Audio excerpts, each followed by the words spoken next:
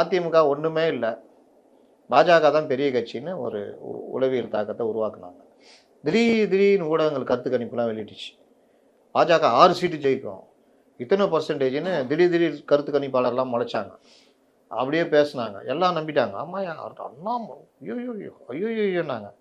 நான் திரும்ப சொன்னேன், அண்ணாமலை 2வது தடவை கூட வருவார், ஜெயிக்க மாட்டார், அவர் யார் காலையாக பிடிச்சி வாரி போடுவார். பாஜக ஓரளவுக்கு பர்சன்டேஜ் வாங்குவாங்க.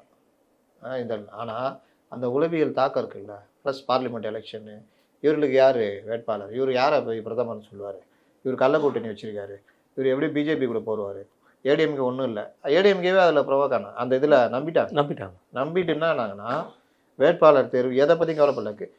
இவரெல்லாம் கேபி முனுசாமி ஓடிட்டாருங்க, கிருஷ்ணகிரியில் நிற்க மாட்டேன்ட்டாரு. நீங்கள் என்டிஏ இருந்திருந்தா நீ கிருஷ்ணகிரி ஜெயிச்சிட்டாங்க. ஆமாம், இவர் நிற்க மாட்டேன்ட்டு இவர் பையனை நிற்க ட்ரை பண்ணார், அவனே நிற்க வைக்கல, லாஸ்ட்டில் வேறு யாரையோ பலிகடாக்குனாங்க. எல்லா மாவட்டத்திலும் இந்த மாதிரி பண்ணாங்க.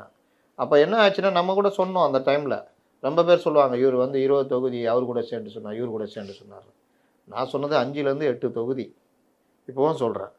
இந்த தொகுதின்னு பாயிண்ட் அவுட் பண்ணி சொன்னேன். அது எதிர்கட்சிகள் நிற்கிற தொகுதி, அங்கே சரியான வேட்பாளர் போட்டு ஒர்க் பண்ணால் ஈஸியாக அடிக்கலாம்னு சொன்னேன். திருவள்ளூர்லாம் ஈஸியாக ஜெயிச்சிருக்கலாம். ஆனால் தமிழ்நாட்டிலே அங்கே தான் அதிக வாக்கு. திண்டுக்கல் 3க்கு 3 எம்எல்ஏ, 3 எம்எல்ஏ ஏடிஎம்பி, 3 எம்எல்ஏ டிஎம்கே, அங்கே ஏடிஎம்கே கான்ட்ராக்ட் வலுவாக போட்டு ஒர்க் பண்ணி தான் ஜெயிச்சிருக்கலாம். கிருஷ்ணகிரியில் என்ன அவர் யாருன்னா பெரிய அப்படியே அசகாயஸ்வர வேட்பாளரா யாருன்னே தெரியாது, ஓசுரத்தான்னா அவர் யாருன்னு தெரியாது. கண்டிப்பாக அவர் வேட்புமனு தாக்கலுக்கே யாரும் போல, அவர் பொண்டாட்டி பிள்ளைங்க மட்டும் போய் தாக்கல் பண்ணுறாங்க, அவர் ஜெயிக்கிறாருங்க. அப்போ கேபி முனுசாமி நின்று செலவு பண்ணியிருந்தா கிருஷ்ணகிரி ஜெயிச்சிருக்கலாம்.